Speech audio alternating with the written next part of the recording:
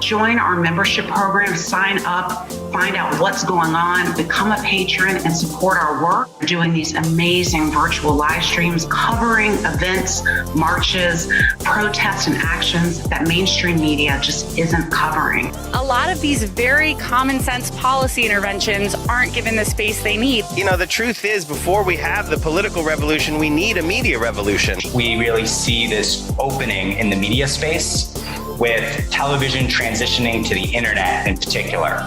Streaming platforms, Netflix, Hulu, etc., are the next frontier.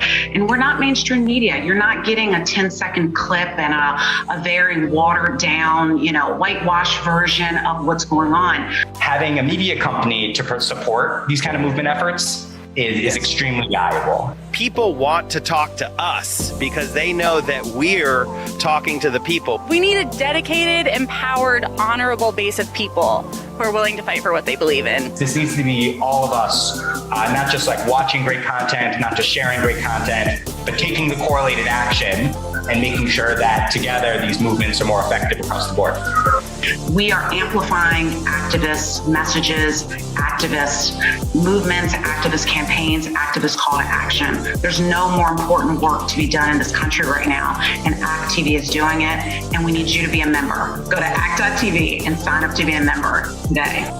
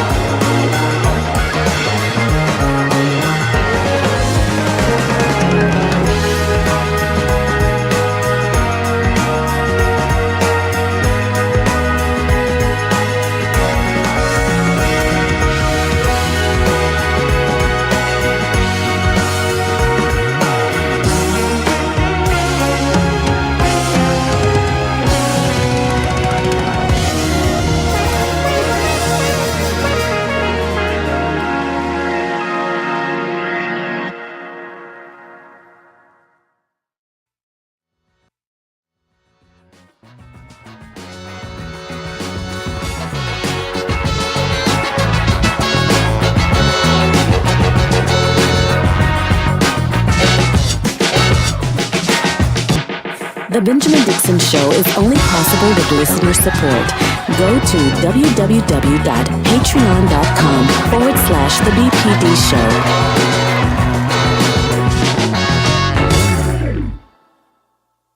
Hey, everybody. I am live, and I think I got it successful. It has been a minute since I've done a U Up stream. We've had so many changes and growth, and things are just, it's just been a while since we talked. So I wanted to take a few minutes and talk with you, and had a chance to talk with our patrons last night. And we had a fascinating conversation. I was able to update them on a whole lot of stuff that's going on. And I want to share with you all. I had this fascinating conversation with a friend of mine today that really kind of solidified some things in my mind. The fights that we're fighting, sometimes they feel extremely, extremely frivolous. And they feel frivolous not because of our goal, but the journey along the way to get to those goals. And the thing about it that's so sobering, but also bothersome, is that it's not even our goal that matters. It's the journey on the way to get there. One of the things I do wrong on a regular basis is that I stay so focused on the goal. For example, let's just give you one example. Like, one of my goals is to build a media company that actually fights and delivers content for the purposes of liberation. Our motto is this: liberation is excellence. Liberation is excellence. That's our motto. And we mean that. Like, everything that we do is centered around the liberation of all people, because we literally can do that. There's nothing stopping us from ending poverty except greed. There's nothing stopping us from ending war except the greed that is attached to the military industrial complex. There's nothing stopping us from ending homelessness. Like, I was talking to a friend today, and I was like, man, if we wanted to, we could end poverty tomorrow. He was like, dude, we could end poverty by the end of business today. We just choose not to do those things as a society. And the stuff that we choose to do instead is, somebody said it on Twitter. I wish I had the tweet. They're like, we're floating on a rock in space and we're paying bills. We are the best that we could choose to do with our system, with our humanity, with our sentience, with our brilliance, is this raggedy system that we got. And so one of my goals has been to just chip away at that, just a little bit. Now, I mean, I don't think we're not gonna solve the equation of the universe. We're not gonna fix the world, but I'm like, we can do our part. And in that process of focusing so hard on doing my part, our part, I forgot a lesson that I learned a long time ago. Or maybe I didn't learn it. Maybe I just heard it. And it's the things that happen along the way. So here I am, focused like a laser on this media company, and not realizing that the entire point of me starting this media company wasn't even the media company. It's all the lessons that we learned along the way. And it's good and poetic, but man, I'm so tired. Yeah, I'm so tired of having to learn these lessons. Because with every lesson, sometimes, not every lesson, but sometimes these lessons come with setbacks. Sometimes the things that we have to learn are painful. We have to learn about ourselves. We have to learn about, our profession. We have to learn about friends. We have to learn about relationships. We have to learn about all these things. And every time we learn, it's like, it ain't fun. It is not fun, but it's necessary. For the last 20 years, and it's just been this one long, relentless push to get somewhere. And the gag is, folks, we're never going to get where we're trying to go. But the things that we learn along the way, that's the real thing. That's the real victory. That's the real journey. That's the whole purpose. And so for me, always looking at the end and missing the roses And sometimes the traps and the snares, and sometimes it's like the setups and the not paying attention to the environment and not paying. I don't mean the climate. I mean the political environment, not paying attention to the fights that are happening, and then me just swaggering in and jumping into some fights that I probably should have just kept my mouth shut on a couple of times. Yeah, it's because I'm so damn focused on where I was trying to get with my little bitty contribution to society, as small as it may be. I was focused on it like a laser, and sometimes you just got to take a step back and realize it's the process. I just look at how our politics are going to kill us. I've been doing this for 6 years. I've studied this at every level. My bachelor's is in economics. Master's is in political science, international relations. And I would have my PhD, but I ran out of money. And it's in international security. I studied this from a religious perspective. I've studied this from, obviously this space, political commentary space, had a little bit of talent in this area, and I was able to do what I do now. And last week was a pretty productive week. I think I did damn near 18 shows. I lost track. I get to hang out with the Young Turks. I get to hang out with Sam Cedar. I get to hang out with Roland Martin. I get to hang out with David Pakman. I get to hang out with some of the biggest names in our industry doing this. And I guess that's because I'm pretty good at what I do. After everything I've studied,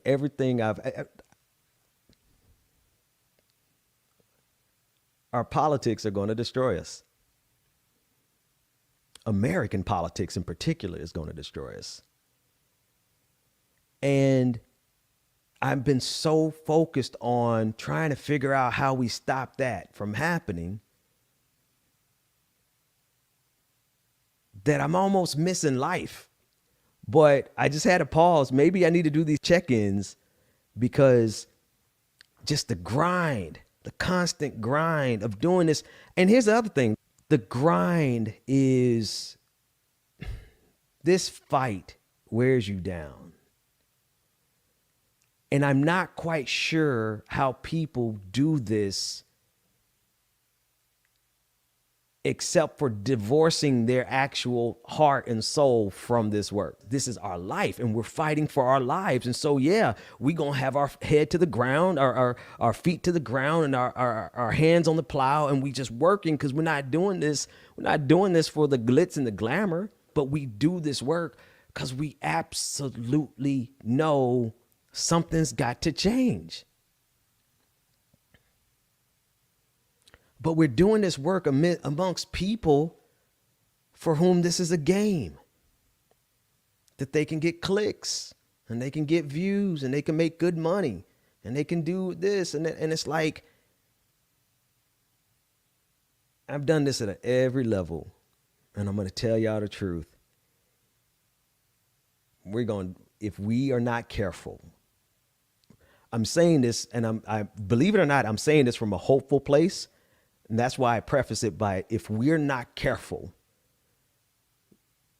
American politics in specific will be the demise of humanity. American politics, because it's so rooted in individualism. It's so rooted in selfishness. It's so rooted in greed, even down to the people that we surround.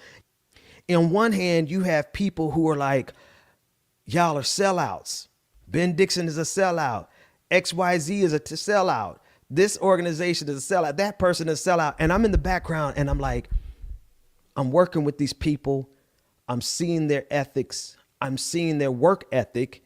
I'm seeing what drives them. I'm seeing the decisions that they're making. And I'm looking at them, and I'm like, they're not too far off from the genuineness that I think I have for myself. But we're in this weird space where it's like it's just a real even the people who are ostensibly out here fighting for the right reasons, it is I'm doing my very best, man, not to use any profanity tonight, but I'd have got nothing else to describe this but a cluster F of individualism and selfishness and greed in our spaces. Progressive, liberal, Democrat, leftist, socialist, communist, I'm like, how you a whole communist and you're demonstrating the same greed that is endemic to the system? And here my silly behind out here with nothing but my best of intentions, working so hard to do a thing and just kind of missing out on some very practical things, and it's depressing, but it's real. And I'm gonna just drop this. The number one problem that we face is selfishness and individualism. If we don't get a collective mentality, if we don't get a collectivist mentality at the core of everything we do, from our homes, our household, to our collective movements, to this whole entire nation, the number one way America's able to get away with what it gets away with is by virtue of the fact that everybody is out for themselves, and very few people, if any, are out for the collective good. And then some of us who are out for the collective good, we just a bunch of, dummies. I'm talking about me. I ain't talking about nobody else. It's like we're just out here with our heart and our intention, and that ain't enough in this world. There's a scripture that says we got to be wise as serpents and harmless as doves. I had the harmless as doves thing down, but 90% of my journey here to this point has been hardening my heart so that I could be wise as a serpent, because there's some snakes out here, y'all. High key in our spaces. And that's to be expected, because we are an entire nation built on individualism. And this is not to attack anybody. It's to say that I think that some of these people who are in our progressive, liberal, whatever space that you categorize yourself in, they're snakes in your spaces. But the fact of the matter is that they are themselves a reaction to this ridiculous system that we have found ourselves in, where we're floating on a rock in space, paying bills. Somebody said on Twitter like that. It's like we're floating on this beautiful planet, and the best that we can come up with is this ridiculous system of survival, rooted in greed and individualism and selfishness and war. And so on this journey, especially, I'll be honest with you, the last 2 years of this journey, actually, since I came to Atlanta, like, if any place I should want to get away from, it should be Atlanta. Like, because every bit of being in Atlanta has been about creating a backbone of steel that had to be forged through fire. Because the shit we've been through. Sorry, Mom.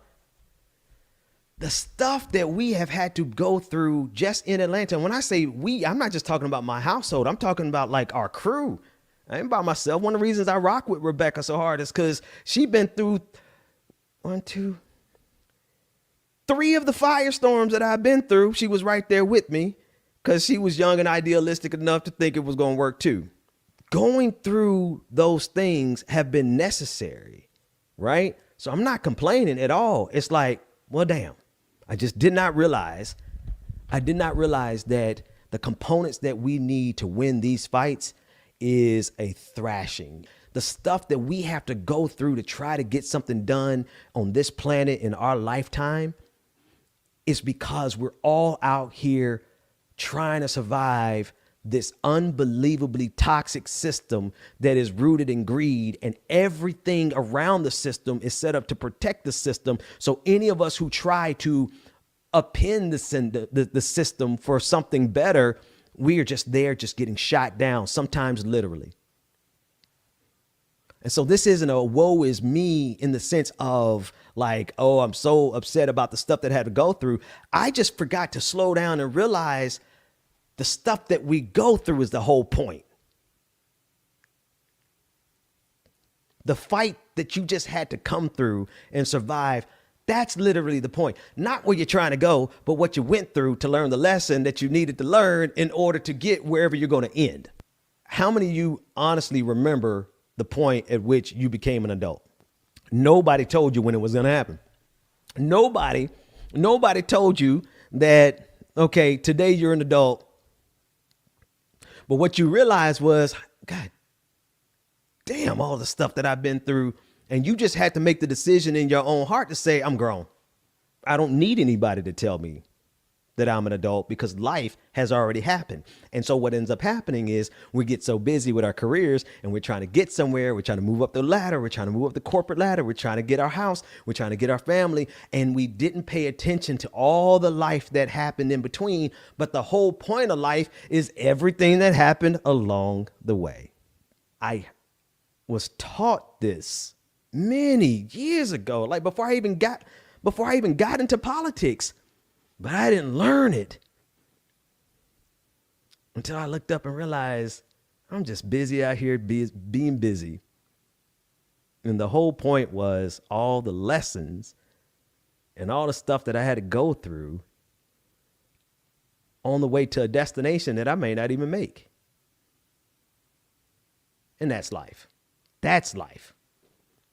I honestly think that we can fix this system. Please don't ask me why I actually think that. I honestly think that we could fix some of these things. But in order for us, all of us, for you to fix whatever you're trying to fix, to get to wherever you're trying to go, you got to stop. And I have had to stop and slow down and look at all the crap that has happened along the way and actually realize that that was the point. Everything that has been happening along the way, the lessons that we learned from it, the good, the bad, the ugly, the brilliant, the inspiring, the downright depressing, the losses, the pain, the tears. That's why I'm like completely transparent about sorrow and sadness and joy and tears. Man, me and I think Rebecca was out one day and it was just me and James and we two big dudes on the internet just crying over a couple of stories. Just on the internet, just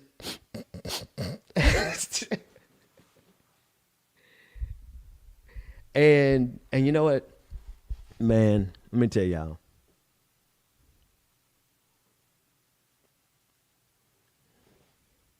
Don't take your eye off of what you're trying to do. But sure as hell, live every single moment of your life as you get there. Because as far as you know, you may not get there, right? And what would have been the point of all this if all we did was work and never even paid attention to all the beauty and pain that happened around us? See, what happens is pain has a way of snatching our attention, right? We don't get to choose to pay attention to our pain. Our pain comes and just snatches us and it holds us and it keeps us until we're able to move past that pain. Some of us are never able to move past that pain. But the insight and the lessons and the maturation, it's like, again, the perfect example is the fact that nobody told you when you became an adult. You had to look back over the sum total of your life and you just had to say to yourself, oh yeah, nah, we grown. We've been through it. We are not only, it's not about responsibility so much as it is about just the catalog of traumas that we are dealt in this existence. The majority of the catalog of trauma that we all experience is unnecessary. Completely and totally unnecessary. Debt is a construct. War is a construct. Greed is a universal thing, but it is at the core of all these constructs, everything that we have built. Money is literally made up. The idea that you have in your head that if you don't work 70 hours a week, you're going to be poor, that's man-made. There's nothing universal about that idea. In fact, if we simply understood the power of our collectivism, collectivity, whatever, if we understood that, then we would take a step back and see that all of this, the majority. See, here's the thing. Life itself is going to deal us so many pains. I think about it like this. There's like 1 trillion ways the universe wants to destroy us. Not because it doesn't like us, just because it's chaotic out there. It's structured, but there's shit flying around that could land and just wipe us out. It is like 1 trillion ways that we could be destroyed, and that's just life. Why humanity have to come in here and add a whole nother layer of unnecessary trauma? Simply because that's the best somebody's brain could come up with, was to create a system just rooted in greed. And from that simple starting point, the majority of the traumas that you have in your mind right now are all tied back to something that's all a fiction. We literally have the ability to erase everyone's debt.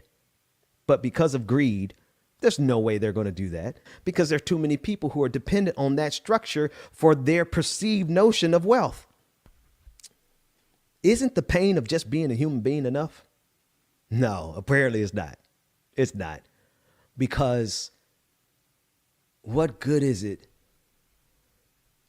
What good is it for us to recognize our humanity when you can create these perceived notions of wealth, which creates a stratified system where other people have an opportunity to live a better life than the majority of the people? It's all comparative. I am obsessed, completely and totally, 100% driven by the idea that we can do better. We do this because we actually think that we can make a change. And in the process of doing and making that change, I forgot the most important lesson of all. It's our ability to sit here and talk with each other. It's our ability to spend this time together.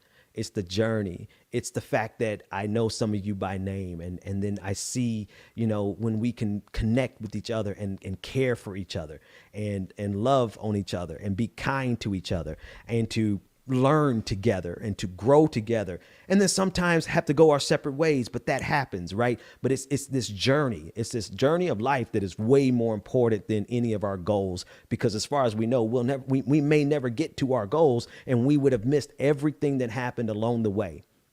And if I'm saying anything, I'm saying this, and here I go right back to what's driving me.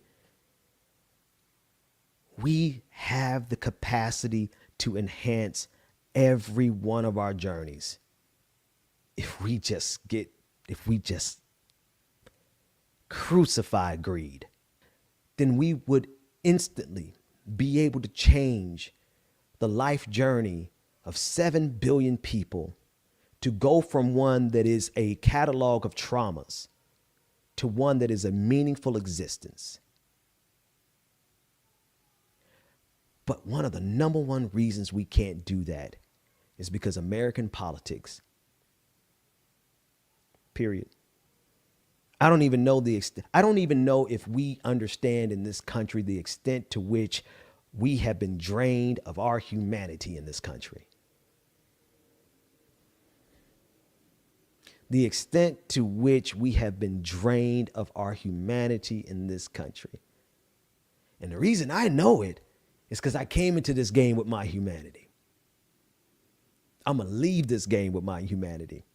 But I can't help but look around me and see how soulless this country is.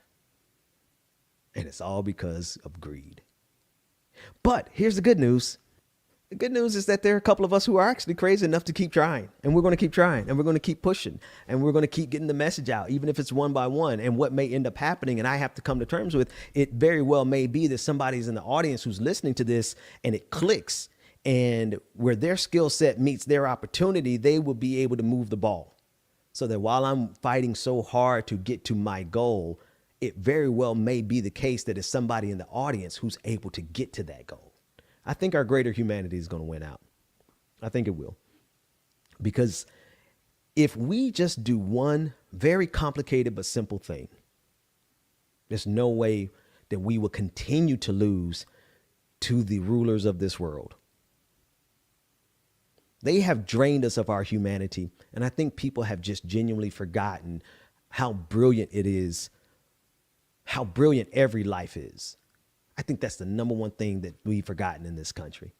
How else can you explain us allowing 540,000 people to die from this pandemic?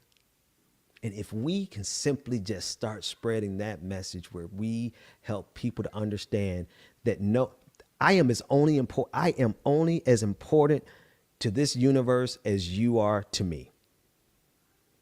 That's it. I am no more special than you are. We got to see the humanity in each other. If we can do that, something happens to us collectively, and we start to turn and look at a powerful system and say, hold on, my brothers and sisters and non-gender conforming individuals in Yemen are just as important as I am. The people who have been on the receiving end of America's drones are just as important as I am. The people who are homeless on Skid Row and across this country freezing are as important as I am. And then I think one other thing that people have to realize is how important you really are. We think it's like the symbol of intellectual ascension, like the height. Like people like to say humans aren't important. We like to look at how big the universe is and say, oh, Earth is humanity. We're just a footnote. Oh, we're nobody. I think not only do we need to turn and realize that our neighbor is just as important as we are, but I think we need to up how important we realize we are. Yeah, I think I'm one of the dopest people in the world. I also think that you are as equally as dope. And if at any point, at any juncture in this journey, you have ever felt like you are not significant, let me be the first to tell you, or the first to remind you, that you are brilliant. You are important. You are literally as brilliant in your own way as whoever this society is telling you is the most important. And if you think about how we protect as a society the people we think are important, you should realize you deserve the same thing. And if we could spread that message, there's no way in the world. There is no way in the world we would ever sit by again and allow this government to be so cavalier with our lives that 500,000 people would be sacrificed on the altar of capitalism because they didn't have to die.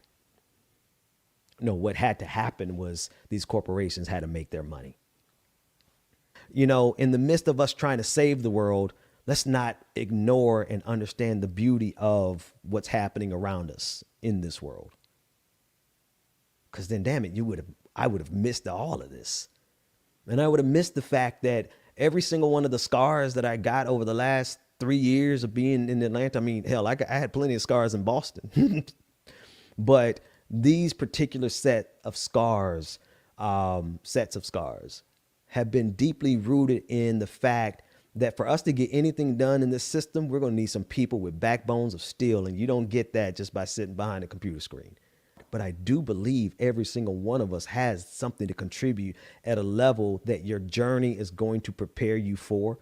So just keep your head in the game. Keep fighting for what you're fighting for. But as you fight and as you get hardened and this thing hardens you, don't let it make you lose your humanity. And it's very possible to lose your humanity when all you're doing is focusing on your goal and not the existence and the life and the stuff that's happening to you along the way. Everybody, y'all know the voice, y'all know the sound. It's James Love Williams. DJ Exclusive is in the building. Shout out again to Anoa Tonka for filling in here on the Benjamin Dixon Morning Show. Y'all stay tuned. On the Clock is coming up next.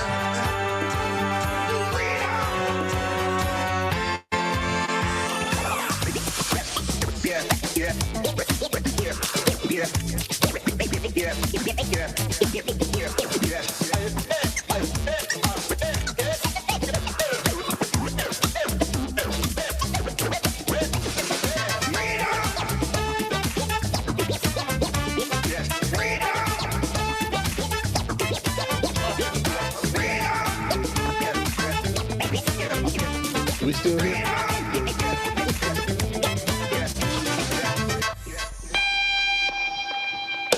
Okay. I was making sure. I'm like, oh God, did I lose everybody?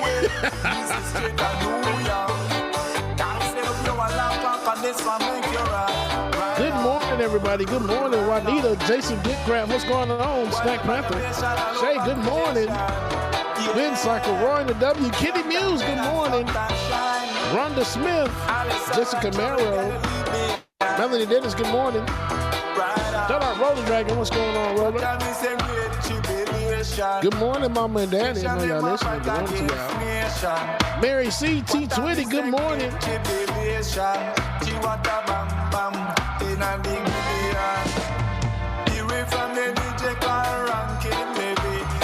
Brother Lateef, what's going on, Lateef? Good morning to you, sir. Malaya, good morning, Malaya. Brandon Edie, good morning. Rhonda Smith, Craig Ken BX, Marshall Reese, good morning, Mara.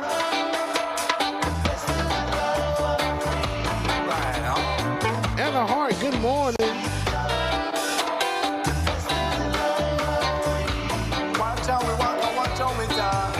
Boondocks Dragon, good morning.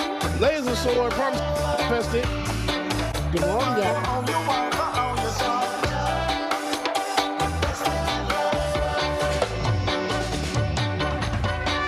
Shelby H, what's going on?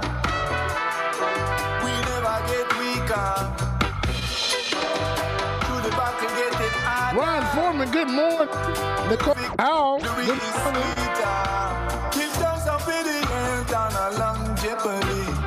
Hollywood singing. Hollywood, come on with you. Good morning to you. Anna Hart.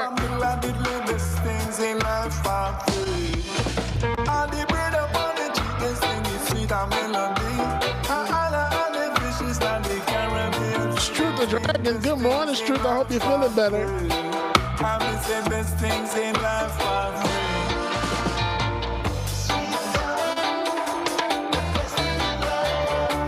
It's what you get from me, baby. Royna W, good morning, Royna. The best by every place. Iris Jones, Ear Hustler. Frosty 100, good morning, y'all.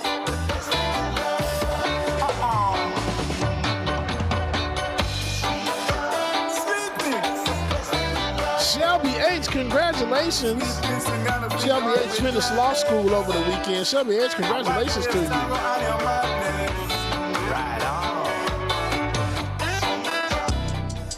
Oh yeah, whoa, look, Iris Jones, not yet. If I ever fail, just know I'll go again. I never quit, cause I know that every to the guy in the another when I'm going up.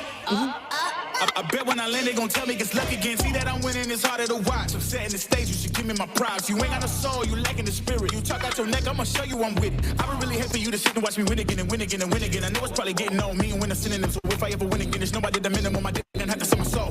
Oh, yeah. Please don't play no games with me. It was never about the fame to me. They needed the best, so they came to me. Whoa. Who the best in this thing? Tell them, yeah, that's me. Tell them, who bring the vibe? Say, yeah, that's me. Who make it flip, make it bang? Ooh, yeah, that's me. Who make the party feel alive? Tell them, yeah, that's me. My girl so proud. proud of your boy when they ask, is that your man? Yeah, that's me. And if I'm taking a shot, I don't miss. Who knew I would be? All right, y'all. Y'all know what time it is. Leatherhat, good morning to you. Shout out for you calling in yesterday. Appreciate you, Leatherhat. But y'all know what time it is. We are now on the clock. Good morning, everybody.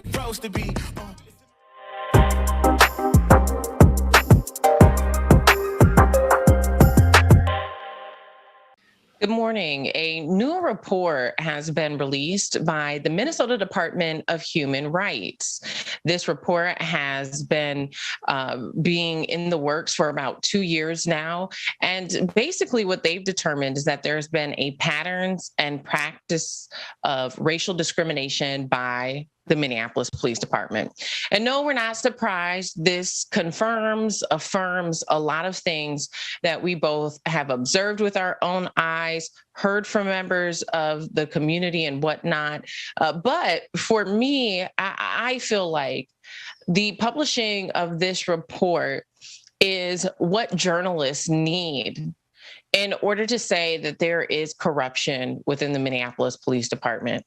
And I have hesitated since the murder of George Floyd to use that word because as a Black journalist, I will be called an activist. But if I were a white journalist saying that, I'd be a great journalist, Ben. But this is the kind of evidence that folks across the country need in order to use that narrative, which is accurate. Right? But when you think about the dozens of people that we have talked to on the ground who have said that they were brutalized by the Minneapolis Police Department, you have evidence. Remember the case of Jaleel Stallings, who during the protests, police, came and brutally beat him just because they were driving by. And we heard on the body cameras, a white officer saying that they were going to hunt protesters, right? But there's so much documentation that has come out. Even looking at Chauvin had about 7 or 8 victims that we know of that have been documented before before George Floyd. There's so much documentation. Then when you double down and look at the fact that the police lied about what happened to George Floyd, and what they did to Amir Locke, calling him a suspect, even though he was not. I mean, the paintings are on the wall. We've talked about this on this show, case by case, incident by incident. Here is this cohesive report by the Minnesota Department of Human Rights that say, yes, we have found, after researching for the last 2 years, patterns and practices of racial discrimination by this department. What more evidence do people need in order to call corruption? That's right. Good morning, Sister Ford. I am reminded of the Department of Justice investigation into Ferguson after the murder of Mike Brown, who was shot by Officer Darren Wilson. The report was very similar. It showed that the people of Ferguson, who were predominantly Black in population, but run by a predominantly white city commission, the Black people in that city were targeted more by police. They were stopped more frequently. They were questioned. They were detained more frequently. And it just showed a pattern and a practice of exploiting the Black community for funding the city's budget. What I'm hearing from Minneapolis, Minnesota, it sounds so similar. And so it's so disturbing to know that these patterns are replicating themselves across the country when it comes to how Black people are treated by the police.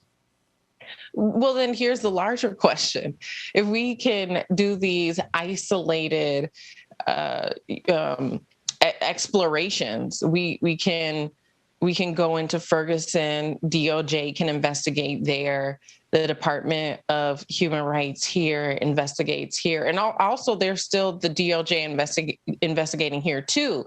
But we have all of these independent individual investigations that are proving that there are problems.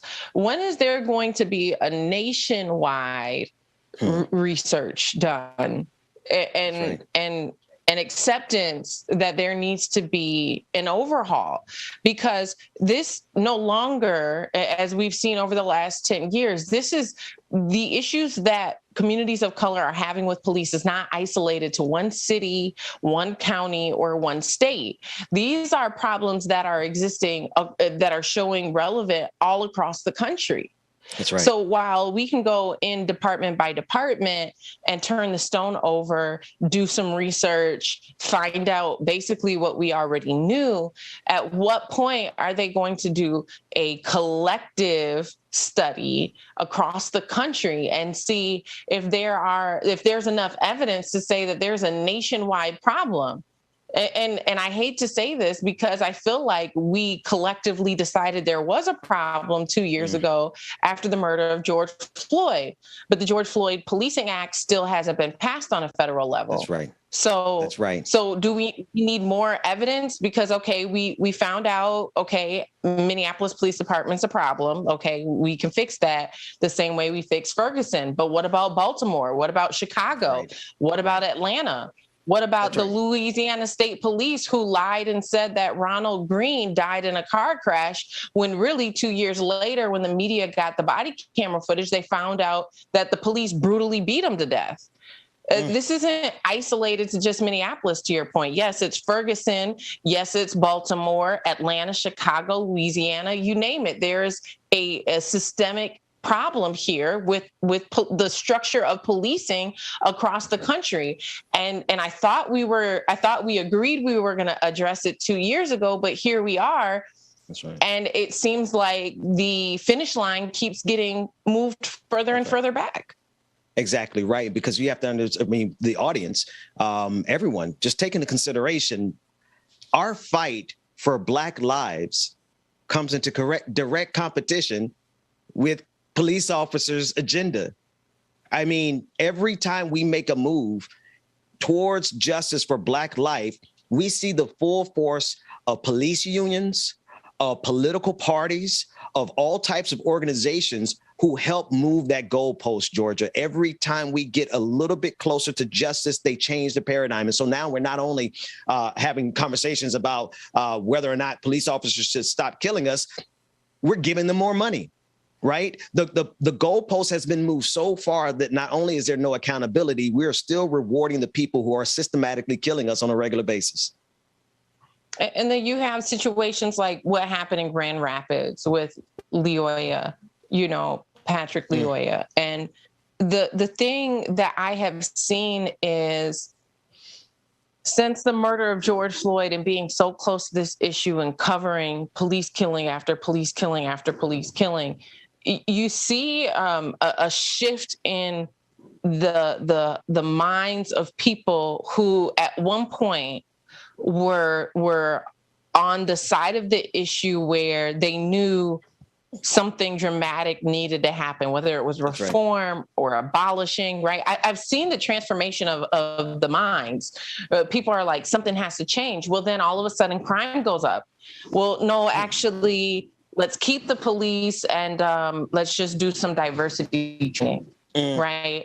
Or, oh my God, this is terrible.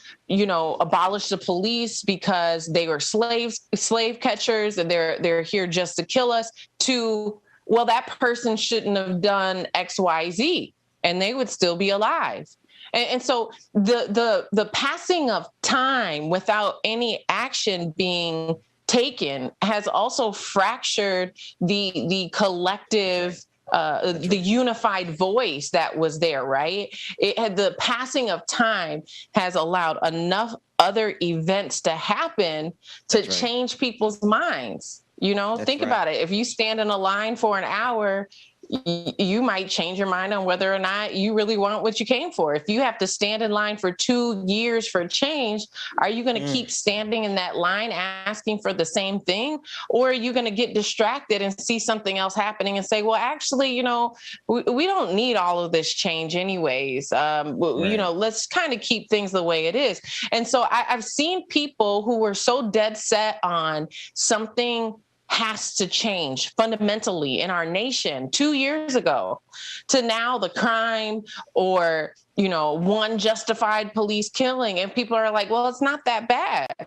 But it keeps happening. And now you get studies like this from the Minnesota Department of Human Rights that say there's a pattern and practices of racial discrimination within this department. So fundamentally, why should we keep it the same if now we have evidence and proof? I mean, I've talked to people in community, so I already knew these things. But for some reason, we have to have researches and studies done for people to believe Black women, for people to believe Black men, right? So now we have this. Why should we keep something the same that has proven to be racist? As I hear you talking, Georgia, all I hear is Dr. King in my ear saying justice delayed is justice denied. Because in those 2 years, people who have been fighting for justice, some of them have died. How many people have been fighting for justice in this country, and before they even got an idea of justice, they died? And this is part of the game. Part of the game is to delay Black people in this country as much as we possibly can. I'm also reminded of Toni Morrison, who said the purpose of white supremacy is to occupy our time, to slow us down, to waste our time. So not only are we fighting on one front, trying to get justice and keep police officers from killing us, but you're absolutely right. We're fighting on the second front, and that's a temporal front, a time front, because these people know if they can just stall us as long as they possibly can, they can have an entire life of freedom when they should have been in jail for the crimes they committed against Black people. That's right. There's been 3 Black people who were killed in Minneapolis after the murder of George Floyd. Do you know their names? There has now been this study that has come out that has proven that the department has a history of being racist. Have you heard about that from any other news source besides here? Those are also critical questions that people need to be asking themselves, because the international media flocked into this community after the murder of George Floyd. Are they following this story now? Are they continuing to amplify the developments, the nuances, the complexities of this issue? Or have they moved on to the next news cycle? And so for me, Ben, that's why I continue to follow this, because it's just as important today as it was 2 years ago. Because to your point, justice delayed is justice denied. And had there have been a significant change 2 years ago, someone like Amir Locke would still be here. That's right. Because I know that on the ground, community leaders here presented bills. They drafted bills. They got more than 50,000 signatures for bills to be passed. One of them included no-knock warrants. That's right. Because of what happened to Breonna Taylor. They could look at that situation and see that fundamentally legislation needed to change in order to prevent something like that from happening here. They were not heard. They were not listened to. The signatures didn't matter to lawmakers. And so while maybe there were 1 or 2 things that passed through, it was watered down, and the significant change that was needed, like that bill, no-knock warrants, it got thrown to the wayside. That one change could have saved at least what we know of today, 1 life. So, we're going to continue to follow it. The DOJ's research has not been released yet. I don't think they've concluded their investigation. So we're going to continue to look out for that. But I'm guessing on a state level, if state investigators can find patterns and practices of racial discrimination, I'm guessing the federal government is going to find worse.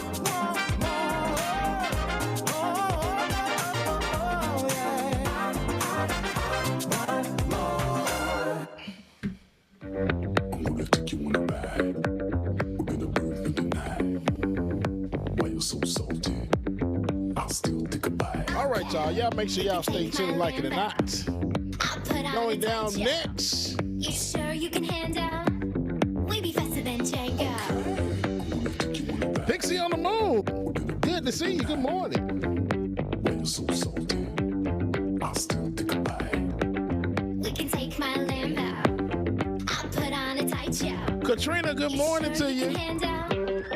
Thank you for that. Can't stop, won't stop. I can't stop, won't stop. I can't stop, won't stop. Can't stop. Can't stop, won't stop. Can't stop, won't stop. Can't stop, won't stop. Can't stop.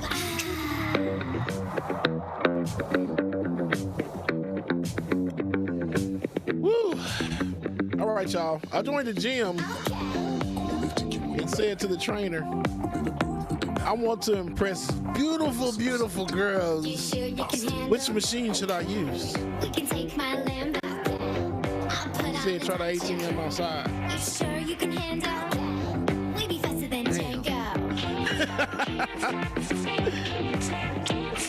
Sophia Williams, good morning, Miss Sophia. Hey, Miss Sophia. Six Dragon Daddy, what's going on? Good morning. Finally. Laura Estrada, good morning to you. JD, good morning. Trevor Pickney, what's going on? Mother Gwen, good morning. It Get Her 9.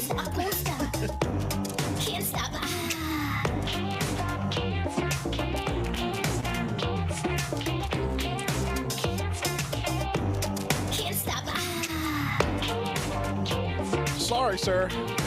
We don't serve time travelers here. A time traveler walks into a bar. That was it. That was the joke. That was all y'all got. Lady Lou, good morning. Love you too, mama. Cardi Wynn, good morning to you. Shay.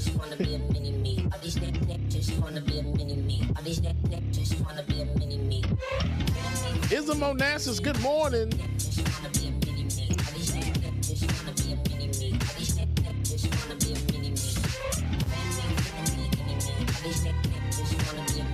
Robert Wilson, Buster Be Good, good morning to y'all.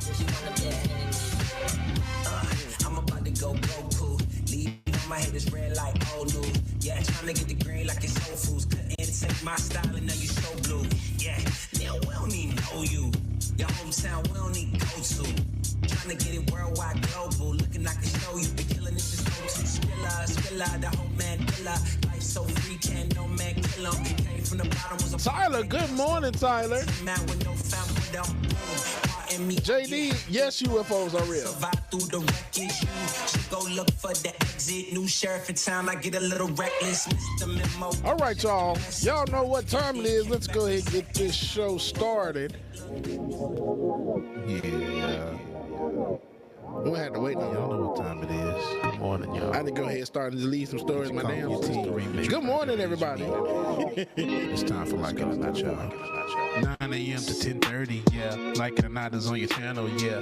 Politics and culture, it's we change skin like we're supposed to, yeah. Interviews and all the news, we get to choose what gets the views. Like It or Not with Queen Azor, it started now, so stick around. Like it or not, it's going down. Like it or not, y'all stick around. Oh, Rebecca Azor, it's coming through. I just invented a telepathically controlled air freshener. For you, oh, makes sense when you think about it. This is his show.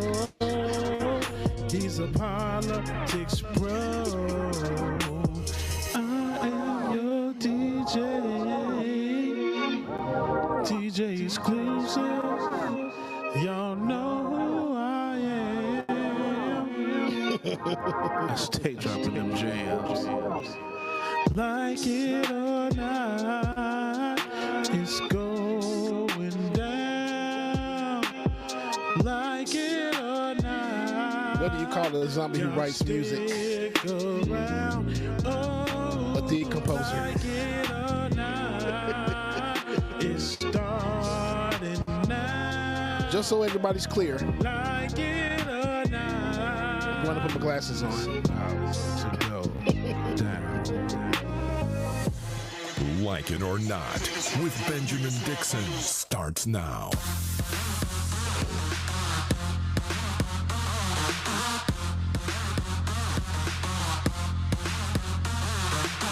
Now now is Barry A. Williams, the COO of Bandwagon Fan Club, Inc., a data and identity analytics tech company focused on the sports and entertainment space, and a diversity, inclusion, and corporate social responsibility consultant. Barry, thanks so much for joining us. How are you this morning?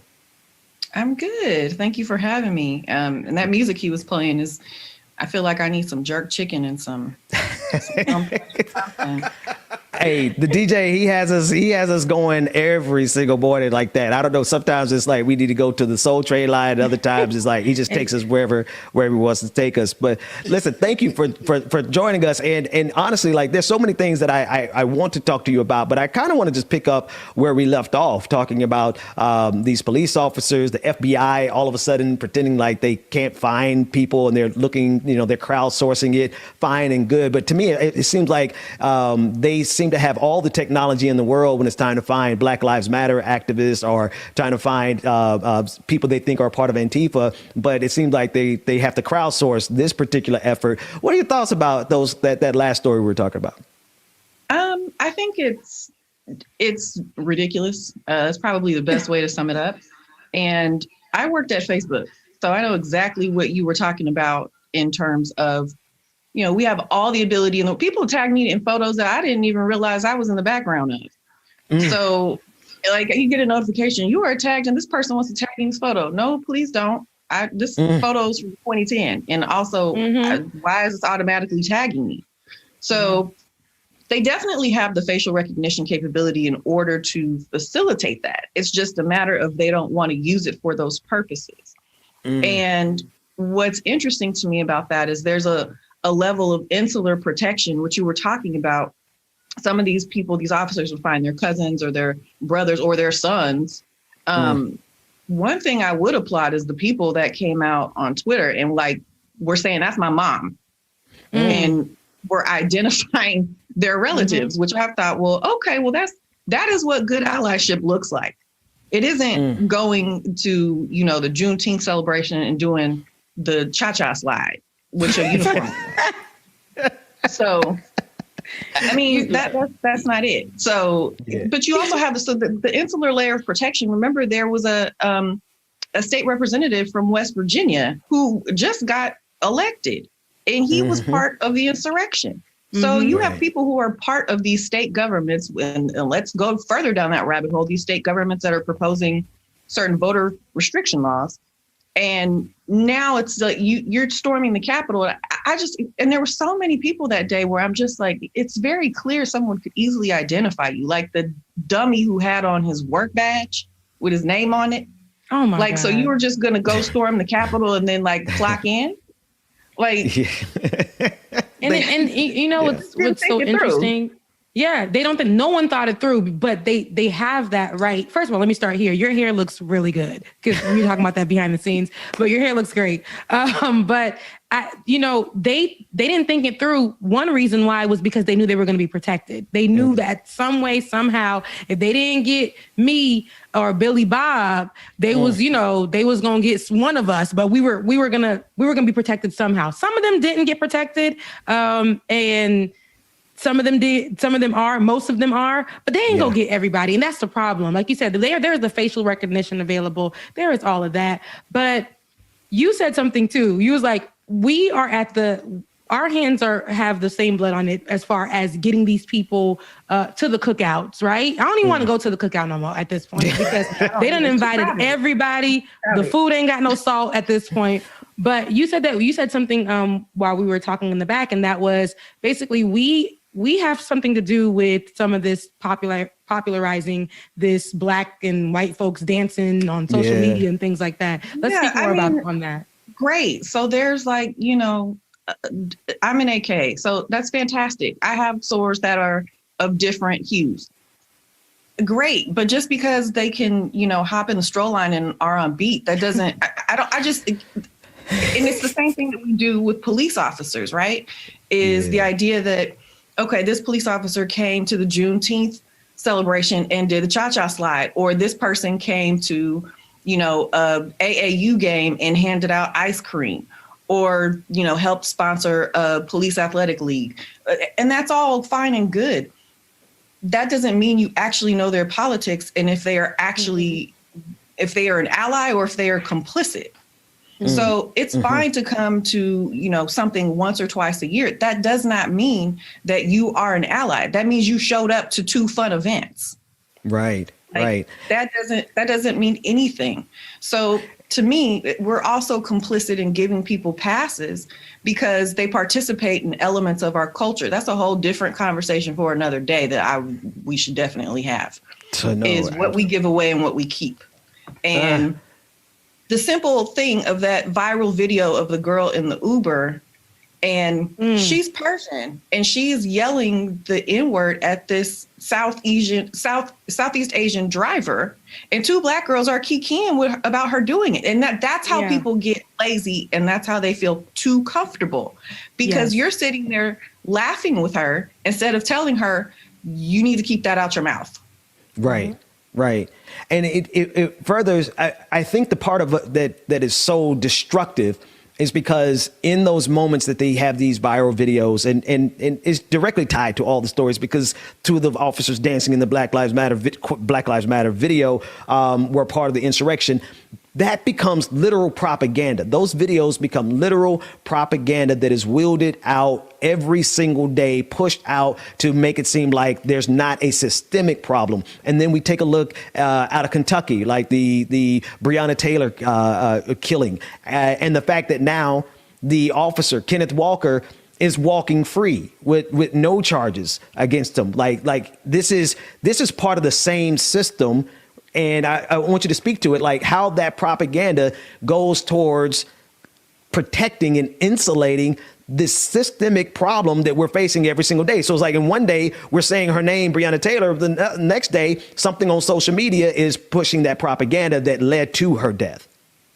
Yeah, I think, well, there are 2 issues with that. One, people are conflating individual actions and individual incidents as like, yay, racism's over. It's like, no, you went to Juneteenth and you know, then maybe that time you did the electric slide. But either way, that did not end systemic racism. That did not lower people's interest rates when they tried to apply for a mortgage. That didn't up their credit score. That didn't get them admission to college. Like, it didn't do any of those things. So I'm not interested in that narrative. And that seems to be the narrative that people push, is like, oh, well, if these 2 officers also danced at the Black Lives Matter protest, then they can't possibly be racist, or they can't possibly share these types of views. Like, who says that they can't? Who says that they were not mandated to go to that protest? Who said that? You don't know that they were or were not. Could have been their choice, could have not. And the second aspect to what you're talking about in terms of the officer walking free in Breonna Taylor's case, well, it's also very easy to do that and push a narrative that, oh, well, it can't be, he couldn't have been biased, or this couldn't have been wrong because a Black man was complicit in helping him get off. So it's also incredibly difficult to combat those narratives when you have Black folks who are willing participants in their own subjugation and our subjugation, because it's going to help them. That's heavy. But that's the mic drop right there. Considering Mitch McConnell, you know, has already started compiling a list of people he wants to replace him if and when he retires, because he's probably not going to run for re-election. Daniel Cameron's at the top of that list. Right. And Daniel Cameron is Black. You know, yesterday I was getting on Daniel Cameron, and not because of the whole state of Kentucky, but this is what represents Kentucky. And he's over here shucking and jiving in the name of like white folks. You know, he's married. He's a whole Black man that doesn't care. But just because, like, and he thinks that because he married a white woman, it shows unity and union. But it's like that's so constructed. Did you see any of his family in those engagement photos? Exactly. Like it's ridiculous to me. So there's a lot that goes into these stage photos, these stage moments. And of course, he would have somebody like Daniel Cameron to say that that's diversity and inclusion as far as within Kentucky. Speaking of diversity and inclusion, you worked with that with Facebook. Could you tell us a little bit about how that went, how you started with that? Yeah, so I worked at Facebook in the legal department for about 2.5 years. And while I was there, I started the supplier diversity program. And for me, that was important because the employee numbers at all tech companies are not particularly fantastic. But at the larger tech companies, they tend to be worse because you don't hire as many diverse people as you actually have open requisitions for. So the percentage just keeps falling, even if you're trying. So, so I thought, well, you know what? If we have a supplier diversity program, because not everybody wants to work at a company, they want their own company. But this creates economic access and opportunity, and for people to do it within their own communities and provide those resources to their own communities after they make money from a Facebook. So that to me was a passion project that I did for 2 years. I did it nights, weekends, on my maternity leave. And for me, it was just something that I thought was too important to not see happen. And that was not my day job. My day job was being a lawyer, a supply chain and procurement and licensing privacy lawyer, helping to build drones, lasers, and satellites. So I would say that experience was overall was a good one. Until, it was like the Kalani album. It was good till it wasn't. Speaking of good till it wasn't, I experienced something. I wonder from your perspective at Facebook, because I experienced something at a company called HubSpot that I worked at for some years in Boston. And it was almost like I got locked in to that corporate structure, and it was a great experience. I got nothing really bad to say about it until they started the diversity and inclusion part of their company, and then they wanted to have meetings, and of course, like, I'm one of 5 Black people in the entire 1,000 person company, and all of a sudden the spotlight was shined on me. And I'm like, it didn't really make for a comfortable environment, because now I was a Black person who had to speak on behalf of Blackness, right? Which is fine. I could on behalf of the Blacks, right? Totally could do it. But I don't think that they understood the Pandora's box that they were opening up in me and within the Black folks, because they were there because, like, if they really wanted to talk about the real truth, let me rephrase that. I don't know if they could have handled if we started talking about the real issues that are underneath diversity and inclusion. What did you run into as you started leading the way on that particular issue with regard to, did they actually want to talk about what it was necessary to be done, or was it just kind of like plug and place some people here and there? No, I would say, well, first thing, when I got to Facebook, the diversity department was 2 people at that point. Oh, wow. So yeah, it was just the person who is now the global head of it. Her name is Maxine Williams, no relation. And it was she and another woman named Kiva, and she's great. But they were overwhelmed because it's, 2 people trying to figure out what should this strategy look like and do. And I initially went to them and said, well, what about starting a supplier diversity program? And they were like, do you realize it's only 2 of us right here? Like, we're trying to get employee numbers up. And I understood that, and that's fine. But I think the larger issue, and I think you find that not just at big tech companies, but the smaller ones, is just what you're talking about, Benjamin, is the idea that it can be very isolating, and particularly when there is no diversity department. Like, you're working at, let's call it a startup that might have 150 employees. So any type of activity, whether that's Black History Month, Women's History Month, Pride Month, whatever, they're going to go look to the people that fall within those identities to plan those events. But you're not giving me any resources for it. I'm not being compensated extra for that double. Now I got 2 jobs just for the price of one. And what they want to do is have these nice, bright, shiny pictures to put on the website and to tell people about. Yeah. But the problem is you're not actually creating the infrastructure to support these things. And now you are relying on your employees to do it. And that is the other Pandora's box. It's not just that you don't want to talk about it. It's that you don't want to fund it and you don't want to put any teeth behind it. And you want me to do it for free. And now if I say, you know what, I don't really want to do it anymore because it's not yielding anything. Then they're looking at you sideways because you don't want to help the company. Now you're not a team player. So it's multi-layered. Yeah. And you, so you said it was fun till it wasn't, or it was good till it wasn't at Facebook. Did any of those struggles have to do with you being a woman? And, you know, what were the other struggles that you went through? Because that, when it did come out, the diversity and inclusion situation, it was big, right? But then I had to think about it like, Black people didn't just come out yesterday. So these companies and these people want to find the Black token or whatever, or the Black person that may be the strongest voiced one, and kind of use them, like you said, and squeeze all the Black out of them. But when people ask them, when people ask them, true. But not too much. It has to be the palatable Black. It can't be. Yes. It can't be me. It can't be you. It can't be Ben. It has to be somebody who is going to toe the party line and work with corporate comms to make sure that the narrative is crafted correctly and that you're delivering it correctly. And I'm not that person. Yeah. And is that what caused you to not work with them, or was that something that I think for me it was there were really just kind of two things. One is I wasn't sure what the career trajectory looked like. And this isn't just exclusive to Facebook. I mean, it's any company at that point. When I joined, it was, I want to say 8,300 people, which sounds like a lot. But now when you think about the fact it's like 50,000. And when I left, it probably was around 18,000. And so when you're, you have all those layers, it's like, well, how far can I go?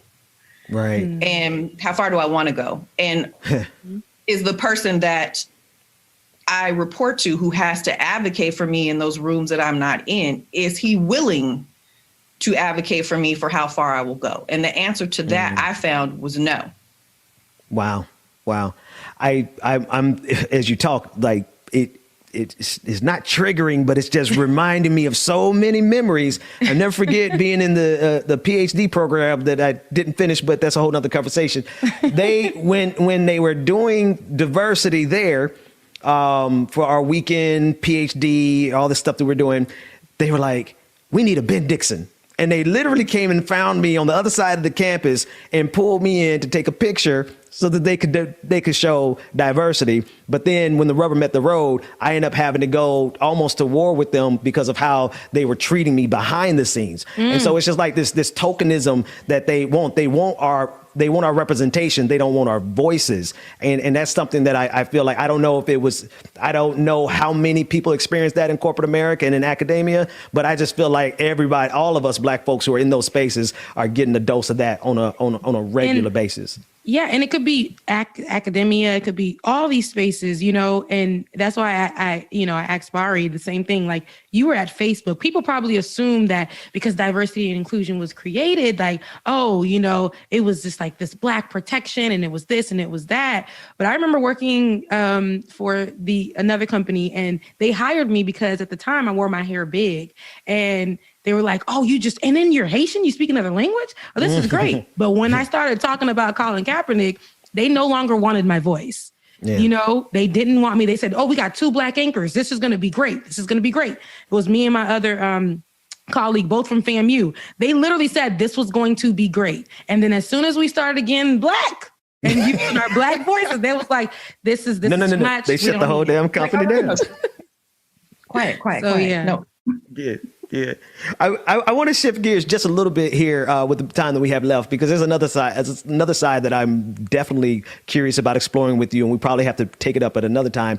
But what we're fighting up against in terms of what people are generalizing, calling the algorithm, and how the different algorithms, Facebook and Google and YouTube specifically, take people and they put them on a trajectory that takes them towards right-wing extremism. And it's like you could watch one of my videos and the next video would be Ben Shapiro, right? And then he's the gatekeeper and takes them down. I don't, just from your perspective in your field, like how much of that did you find to be just business as usual because it was profitable for them, or just ideological? Like this is kind of what, they lean towards in these spaces, or both for that matter. Yeah, I would say that I don't necessarily think it's ideological. I think some of it came down to a business decision. And I say that because I distinctly remember when I was at Facebook during the 2016 election. And that was when Republicans really started complaining about this notion of, we're censoring them and not letting them, we're not letting their ideas be heard in the free market. It's like, okay, well, first off, this is a private platform. So it's not like the other thing that I feel like I say at least once a week on Twitter is you do not have the right to free speech on a private platform. You just don't. If you violate the terms of service, you get kicked off. It's very simple. So that whole, it's cancel culture and it's denial of First Amendment rights. Go create your own platform. I'm pretty sure that's why Gab and 4chan and Parler and Partridge Under a Pear Tree exist. It's not for you to just spew whatever you're spewing on. And if you're not going to read the terms of service, and hi, I'm a lawyer, I always tell people to read it so you know what you're signing up for. If you're not going to read it, then you can't really be mad when you get kicked off. So I don't think it was so much an ideological decision as it was a business decision, where you have a large contingent of people complaining that their ads are not being seen widely, or their discussions are not being seen widely. And what is it that people are being introduced to via the algorithms in their timelines?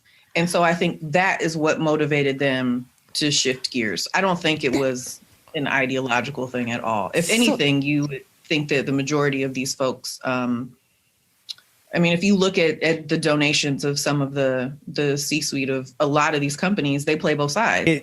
It seems to be the PR portion of it that really kind of drove it, because the people who are the loudest is what I'm hearing you saying. The people who are loudest got what they wanted in this paradigm with the algorithms. So even against the actual data, the loudness of the right is what helped them win out in that regard.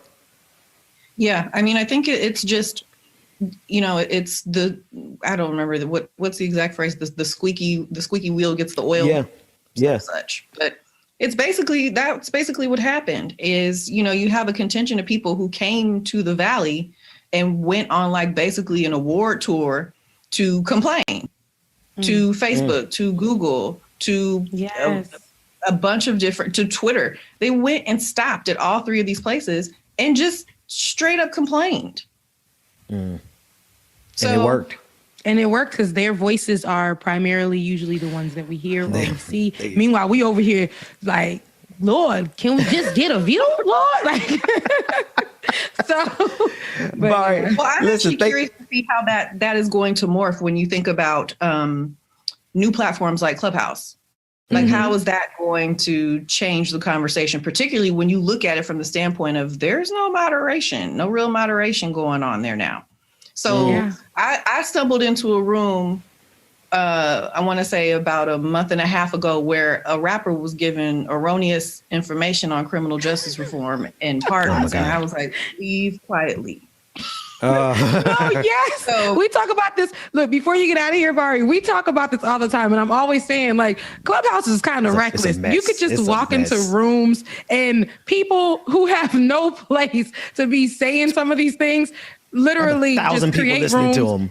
Implicate themselves, or just be given information about not being broke, and they're probably in a bedroom with just a mattress. It's just this weird things like that. But yes, Clubhouse is just a free form for everybody. They're going to need some moderation at some point, because everybody can't brand themselves an expert on that platform. And at some point, there may be an issue around if or how they may be liable for giving these people the opportunity in which to do so, and you are not correcting it.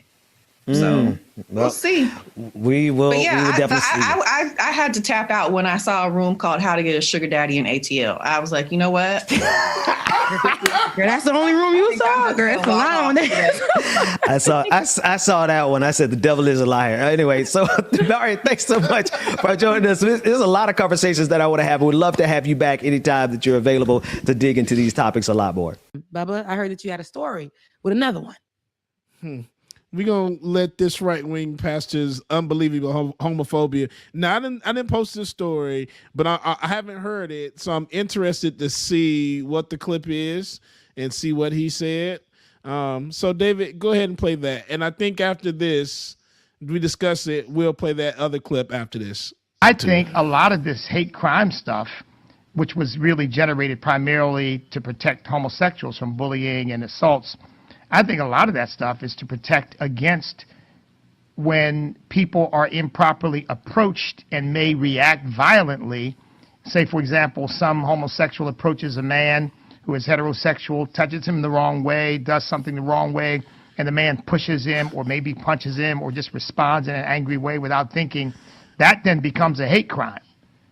And I think that's what a lot of this stuff is intended to stop, to protect against, so that there's more freedom and more latitude to approach people and to try to seduce people without them being able to retaliate. Because if they retaliate in the wrong way, it then becomes a hate crime. Now, I'm not saying that's all of it, but I really do believe that that's a part of it, because we've seen those kinds of stories again and again.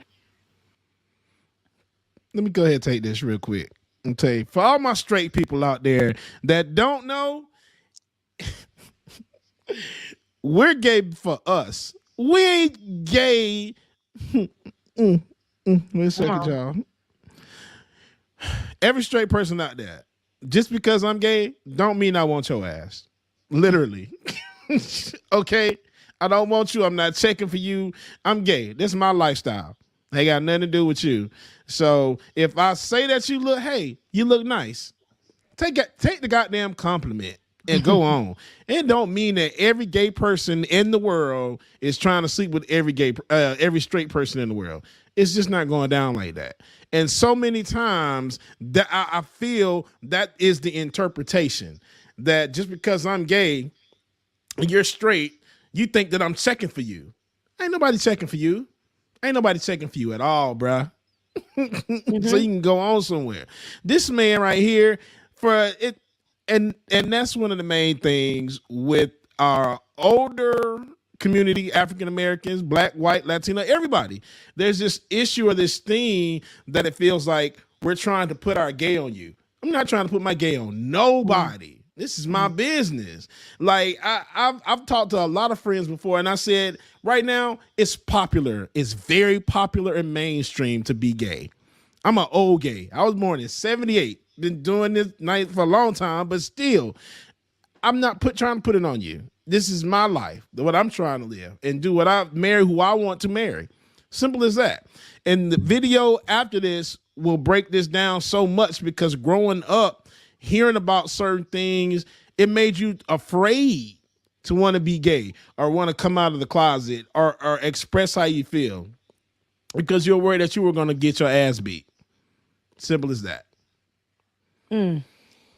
And wow, look, I love the passion on that one. No, I love it, because you said something. I think the key thing that you said is me being gay has nothing to do with you. It's not me putting my gay on you. If I tell you as a gay man, hey, like your shirt, don't take that as you need to step up to me. And if you do hit me, it is a hate crime, because you're stepping up to me because you do not like the way that you don't like the fact that I'm gay and I complimented you, but that does not necessarily mean, hey, I'm trying to holler at you here. Right. When it comes to men who are straight trying to holler at us, women, and we're like, I'm not interested. And they get mad and they take that offensively and they try to abuse women. Or if we compliment them, and same thing. Like, to me, it's a hate crime. Don't put your hand on nobody because you don't like their response or what they told you or whatever, or because their sexuality or their color.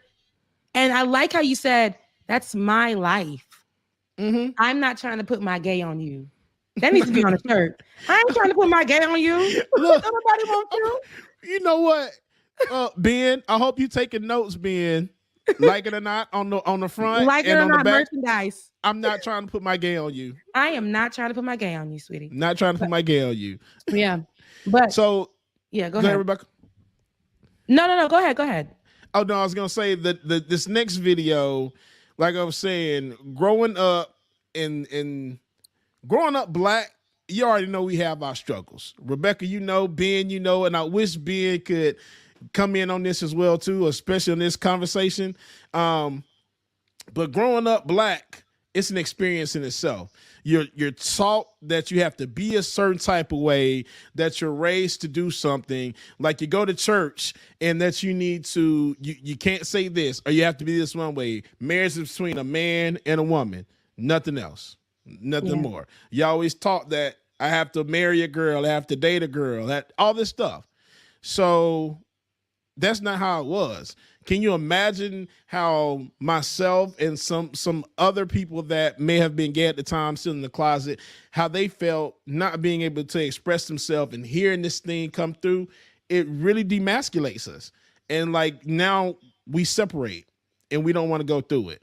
So definitely check this video out. This breaks it down. She broke it down really good, honestly. And I love how she did it. So, David, play that clip for us, please. Now, I will say there are a couple of choice words in the video. So, listener discretion is advised as well. There'll be some curse words in it, but please take the message and understand. Take the message.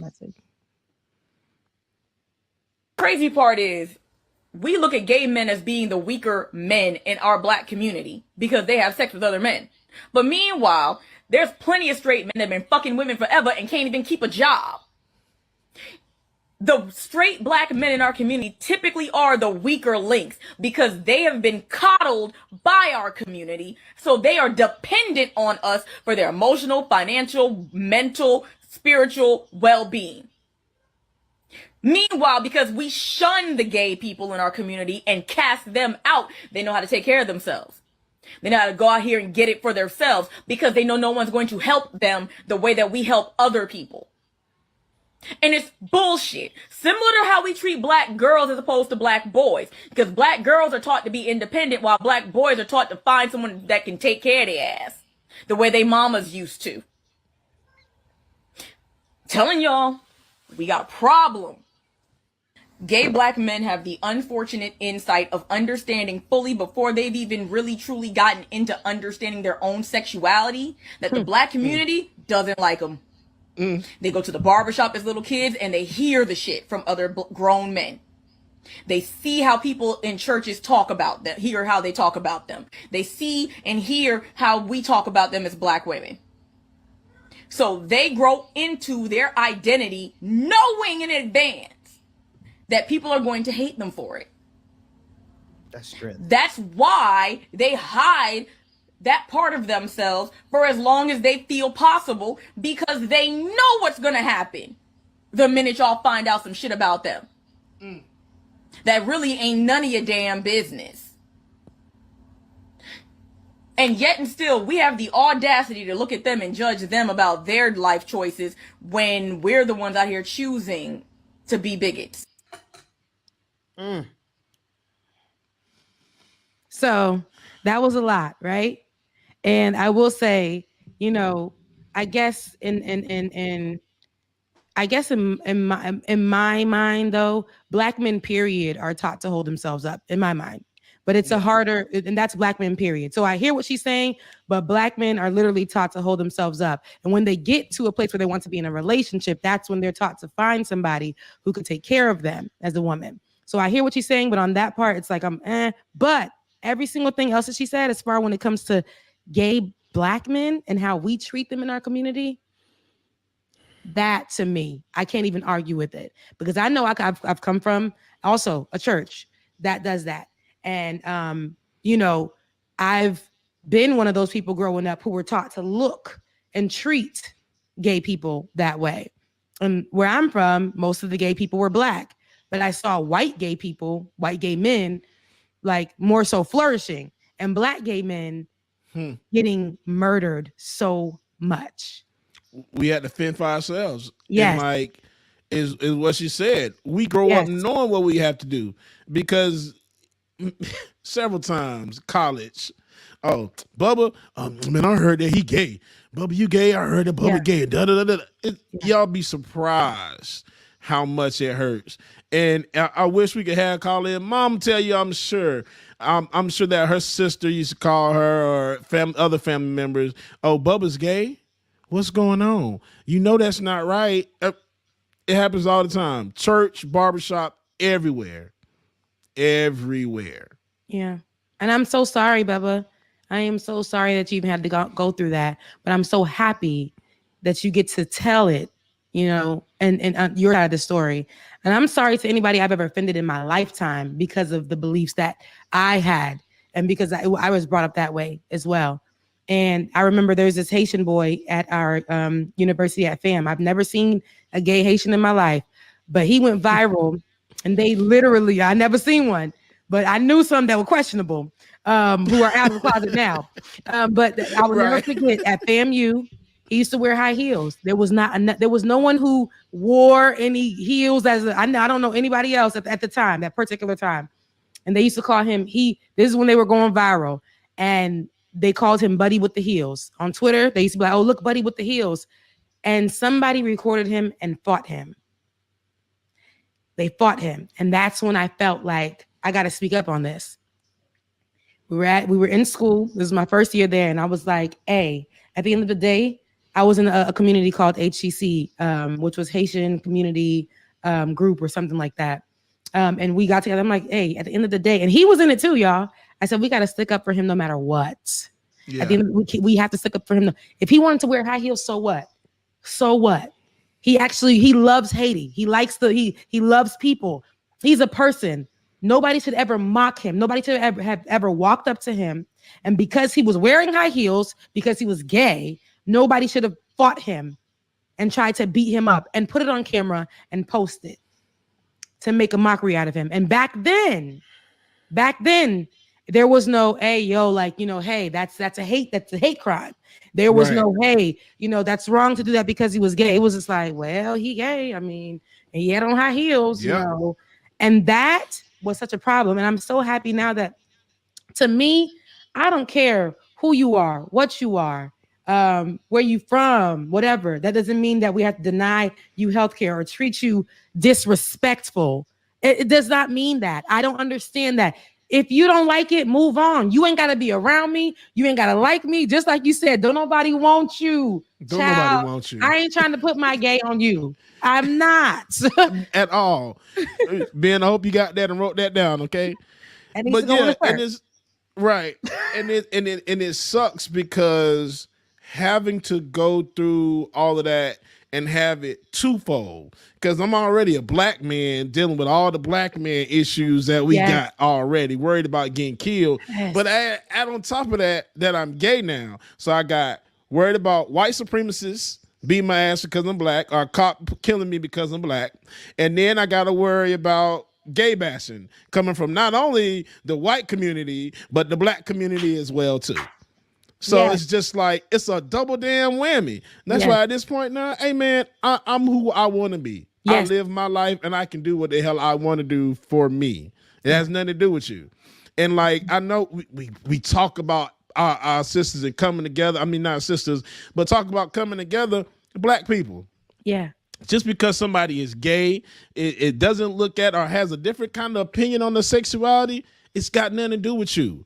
So don't treat that person like they a piece of meat or they not nothing or a dog. That's a human being. Treat them as such. Look, I'm dropping my microphone now for real because they expensive. But that was a mic drop moment right there. You said a lot, and it goes into, I mean, those our trans women, our trans men, who are being murdered. You know, being murdered for who they are because the person that they're with is either undercover, doesn't want nobody to know, and when the possibility of somebody finding out it happens, then we see that they're being murdered and not much is being said about it. And this is mostly happening with our trans men and women of color. Yes. And that's, in the LGBTQIA plus community. So there's so much that you touched on, you being a Black man, being gay in America, you know, there's so many levels and so many places that society wants you to hit. Black society and white society, they expect from you. And because you aren't that, it's a problem. Now they got to whip you into shape.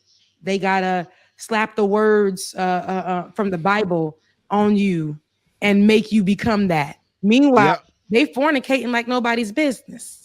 Okay, because if y'all want to break down the Bible like that, now we can break down the Bible and say exactly. That doesn't mean that you're saying. any less saved, Bubba. You know what I mean? God loves everybody. If I want to take it there, that's the first and that's one of the things I do definitely believe. He loves everybody, even if you're a believer or not a believer. You know, that higher power loves every single person, regardless of what color you are, what you believe, what's your sexual preference. That doesn't mean that he loves you any less. And I say that to anybody who I went to church with. It doesn't matter. Like, we might believe different things, but that doesn't mean the God that we claim that we serve loves this person any less at all. So, my God. Is there anything that you want to say? Because I see you put them earplugs in. Are you gonna you about to say a little something? James, I'm gonna make it short. The night you and me were over at the beach, we coming back.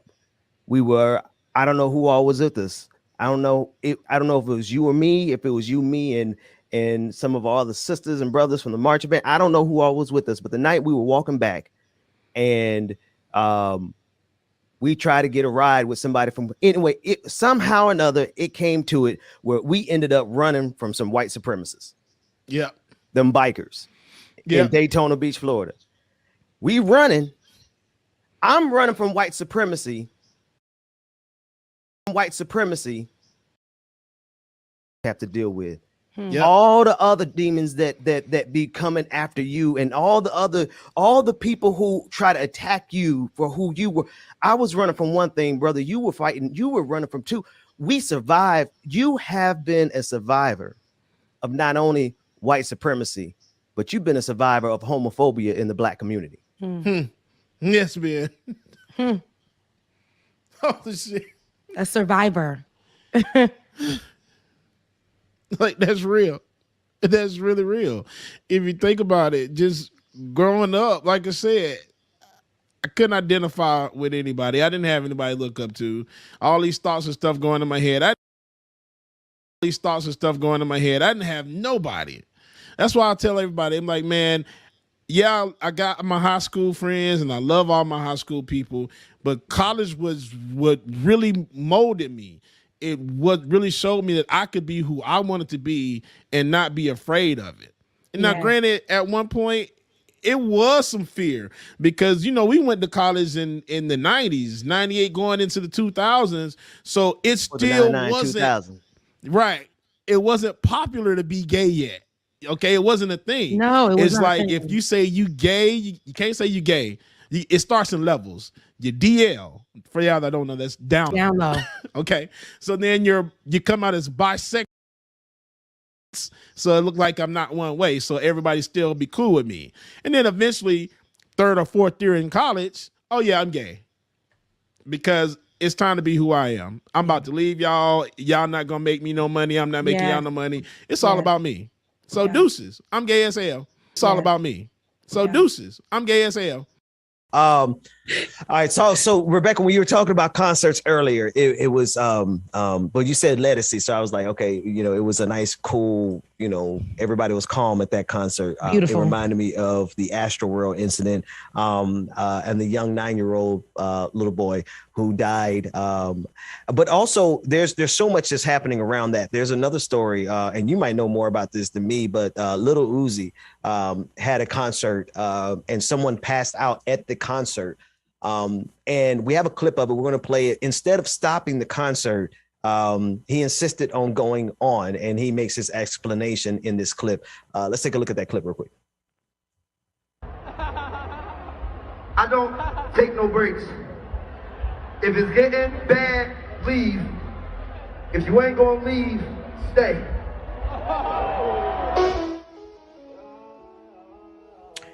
So a lot of people responding. He refused to stop his show for someone who passed out, and this is after the Astroworld event, and this is after, I don't know to what extent he's got to know what's going on. I mean, they got to have talked to him about it. So, but there you got it.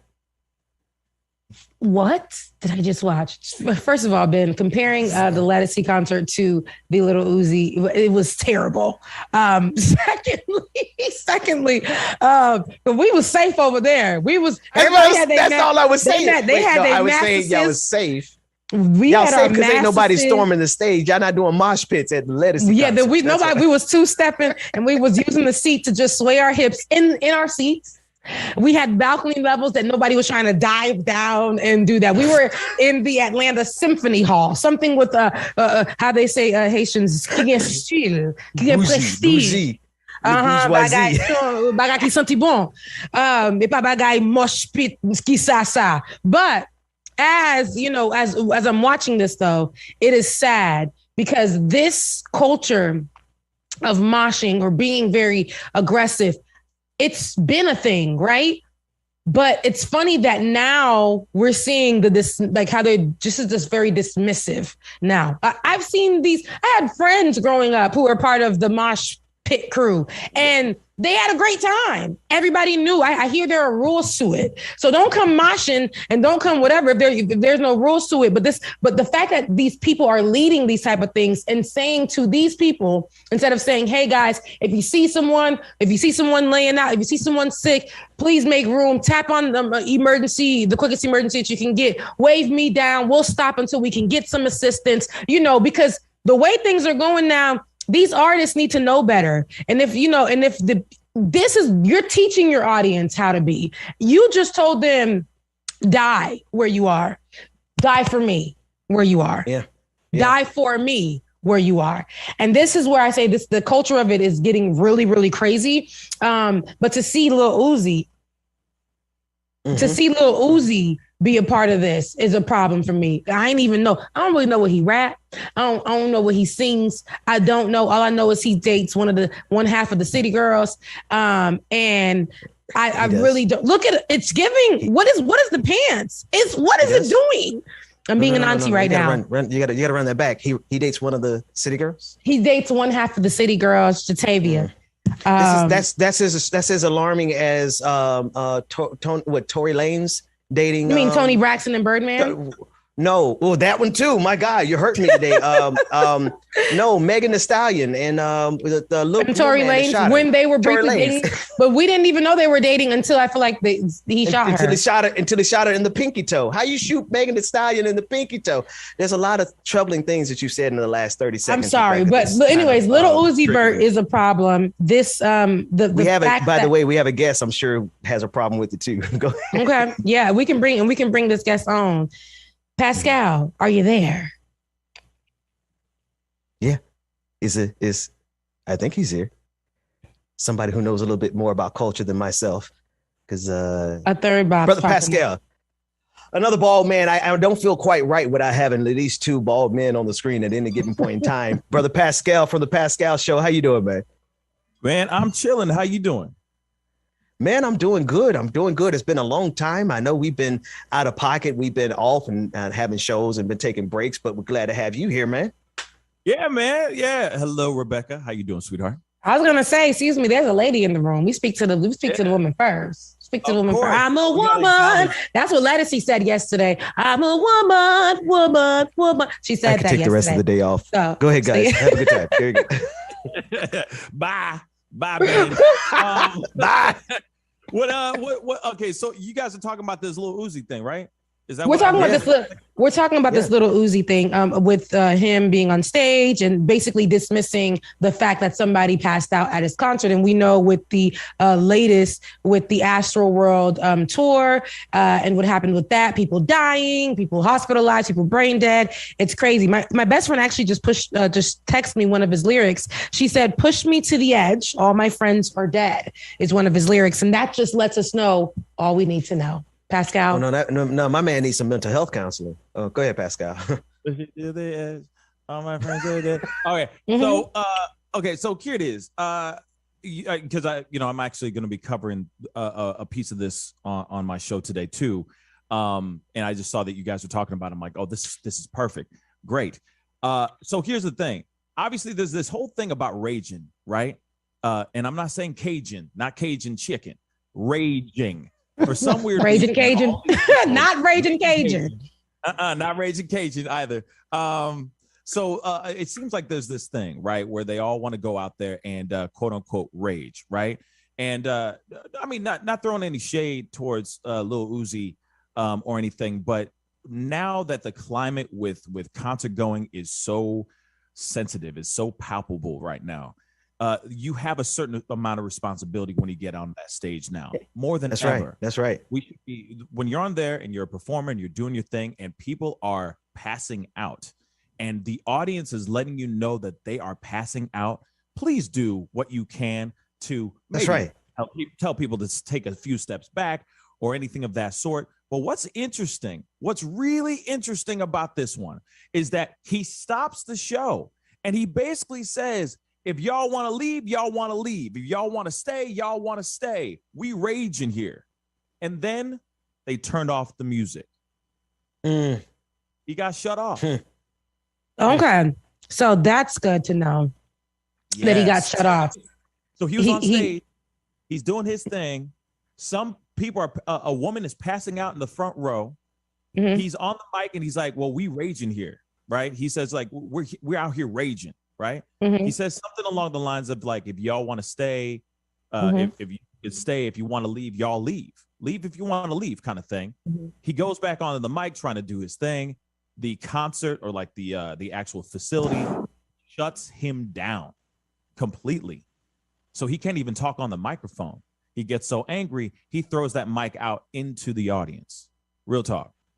Mm-hmm. Now, I personally think that the concert promoters did the right thing. Personally. Yeah. This is what they should have done at Astroworld. And yet they did. Yeah, I mean, I like that, but I think the fact that they did that in this particular, good, my background isn't looking too crazy, but the fact that they did that in this particular moment was because as a result of what happened with Astroworld. Like I said, these things have probably been happening at these concerts. If we look at the history of Astroworld and what's the guy's name that does Astroworld? What is it? Travis Scott. Thank you, Travis Scott. Because I don't know these kids, but Travis Scott, the history of him and in older videos of him coming out, he's literally saying the same thing that Lil Uzi was saying multiple times at different concerts, even saying, gay slurs and things like that. Astroworld wasn't the first time. Exactly. Astroworld was not the first time. So I think as a result of what happened with Astroworld, it's kind of like what happened with Starbucks. Remember when they were like,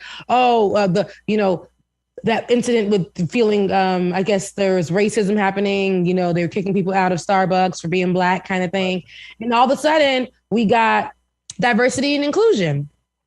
We got that kind of stuff. So that's what's happening here. We're going to see that in these not raging Cajun, but these mosh type environments, these rage environments. We're going to start to see that now. They're going to start to tap in on that. Meanwhile, this is not the first time it's happened, but people are afraid now. I don't want to get sued. I don't want to get this. I don't want to get that. And they will not at a concert associated with Live Nation, with Ticketmaster, with whoever, they will not have our name attached to people dying no more. We are not going to get multiple lawsuits. We don't want no parts of that. And we do not want to be seen as if we don't care about people because of what this man just said. We don't want to attach ourselves to that. But like I said, it's been happening. On that note, we actually do have a second clip for this story that ties in. So I'll go ahead and run it. Perfect. 9-year-old Ezra Blount, who had been on life support after getting trampled at Travis Scott's Astroworld Festival, has died. His family confirmed the news on Sunday to ABC 13 Houston. In a statement obtained by People, the Blount family attorney Ben Crump said that the family is, quote, grieving the incomprehensible loss of their precious young son. He went on to say that Ezra's death should not have been the outcome of going to a concert, which is supposed to be a joyful occasion. He called the young boy's death heartbreaking, adding that he is committed to seeking answers answers and justice for the Blount family. Houston Mayor Sylvester Turner shared his condolences to Ezra's family, tweeting a statement saying that he was saddened to learn he had passed away. Ezra's death now brings the death toll from the tragic Astroworld Festival to 10. On Thursday, musician SZA addressed the music festival tragedy while performing at her concert in Utah. In a video shared on TikTok, liked by over 160,000 users, SZA stops her show when she realizes an audience member has passed out. She then goes on to say that no one should ever die while attending a concert. Some might think, hey, people pass out all the time, blah, blah, blah. But people don't die at concerts all the time. And that's something that, none of us should ever, we'll never forget that. SZA also made sure that the passed out audience member received water. She then said that we could all learn from the Astroworld tragedy, saying that some events change and shape how you do things going forward, and that change is a good thing. That makes me really, I mean, I get it, SZA. Thank you for your services. But that really makes me sad that the baby boy died. And I was rooting for him to make it. Imagine being a father, and I know that you are, Ben. I don't know if you are, Pascal, but imagine being a parent and taking your child, there because they like old boy, they like Travis, they like the culture of it. They want to go and see him live, and that could be his first concert. And you father-son time. You get there to the concert, all this is happening, and now you're blaming yourself. You're blaming yourself. That killed me inside because now he's gone because of this reckless behavior. This is what I'm saying. In his previous concerts, if you look at these videos, they're circulating, they're viral. He's saying stuff like, if you can't, the same thing Lil Uzi was saying, if y'all can't survive the mosh, and if y'all can't survive it, then, you ain't supposed to be here. Y'all supposed, like telling them people they're supposed to be able to survive this type of activity. If you can't breathe, you're too weak in these types of environments. And that's very dangerous. But these are previous concerts. Now, those diehard fans are coming back with that in their mind. Like, I ain't weak. So they're coming there like on drugs and this and that and willing to be a part of this overpacked. Like, this place is over capacity, and just they're willing to be in this number and to run over people for whatever reason, because that's a part of the culture that Travis Scott created. And that's so sad that we lost Ezra because of it. Yeah. No, I mean, there's nothing you can even say to that family. There's nothing other than to say that, we extend as much love as we possibly can to you. And that's all I can say. Because you're right, Rebecca, I can't even imagine. I can't imagine how I would respond, but I'm sure that they're responding with as much grace as they possibly can in an absurdity. It's absurd. It is.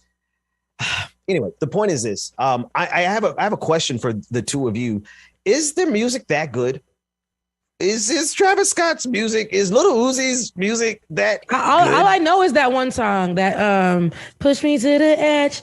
All my friends I know that one. The Travis Scott song. I know if somebody tells me, I'd probably be able to be like, I don't know. Pascal? I mean, I only know that song that Rebecca just quoted. Pascal doesn't want to upset people. Travis Scott. I know a bunch of songs. I used to play a lot of his music when I'm working out. He's part of my workout song list type thing. But now when I hear it, I can't really listen to it because now I'm just thinking of all the 10 victims. Right? There's also Barty Shahani that died a few days prior to Ezra Blount dying. And if you just watch the family's reaction, actually just the mother's reaction when they did their press briefing, it is just the most heart-wrenching, most heartbreaking thing anyone could ever sit through. It just makes you, it's so visceral, right?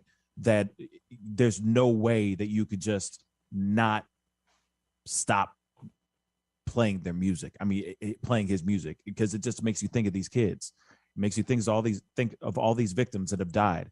And you know, when I heard about the Ezra thing, man, what's crazy is I was at my niece and nephew's birthday. I got twins, niece and nephew, and we were celebrating their 5th birthday.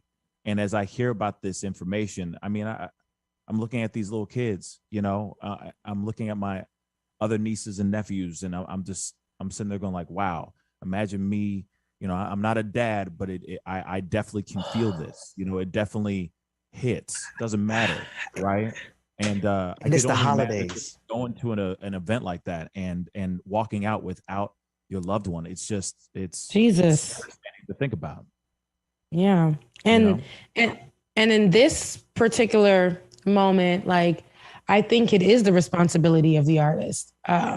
And this is, I know that somebody in the comment section said this is not the time. Like, don't police lyrics. No, we're not policing lyrics. I get in my car every day after my morning sermon or my morning walks or my morning runs, or after listening to a TD Jakes situation or Sarah Jakes, and I get in my car and I turn on T Grizzly. And I talk about going into people's homes and shooting them.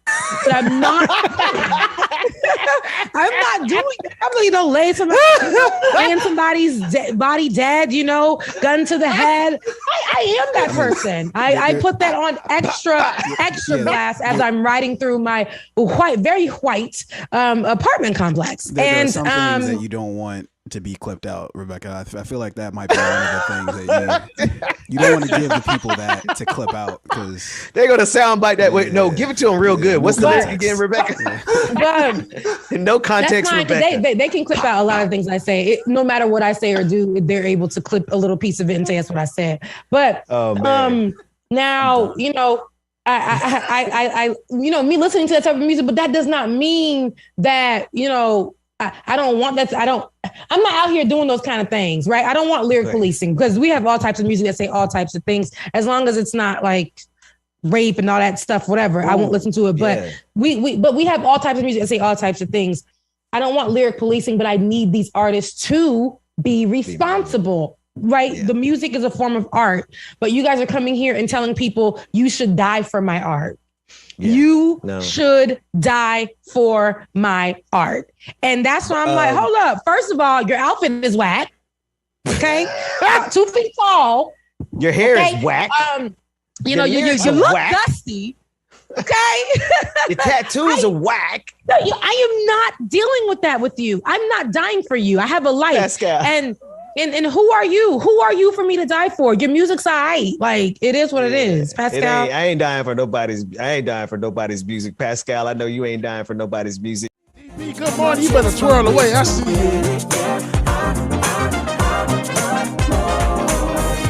Every time I dream, I catch it. I know how to make it happen. Climbing every mountain. Keep both eyes on the top. And nothing's gonna tell me to stop. Oh, push me through the fire. All I'm gonna feel is the heat burning underneath of my feet. Yeah, y'all know what I say. If we have trolls, that means that we have pride. That's my holding me down. All I need is more. Jonathan, I appreciate you. That's sir. Wake and make for me, okay? Take the extra puff. This for me, okay? Every time I dream, I catch it. I know how to make it happen. Shout out to everybody over at Act TV that's checking us out and watching this, man. Good morning, y'all. On and goes. Good morning. Shout out to everybody that's on Twitch, Twitter, YouTube, Facebook, wherever you check in from. Good morning. Juanita, this song is called More About Funk Aesthetics. More About Funk Aesthetics. We should jump on. All I need is, all I need is, all I need is more. All I need is, all I need is more, more, more. All I need is, all I need is, all I need is more.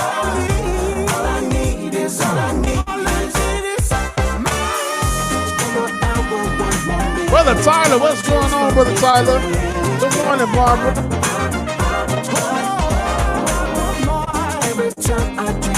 On and on. I'm pleasant, Juanita.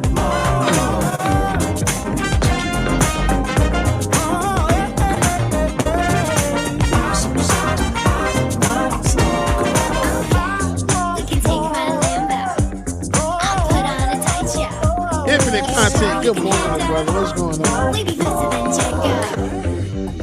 Just want you and Rebecca to know that little school of y'all that's on top of that there hill. They're going down this weekend, so better know that. We can take my Lambo. I'll put on a tight show. Come on, we can take my Lambo. Sure you can hand out. I ain't got no Lambo. I got Lambo. Can't stop, won't stop.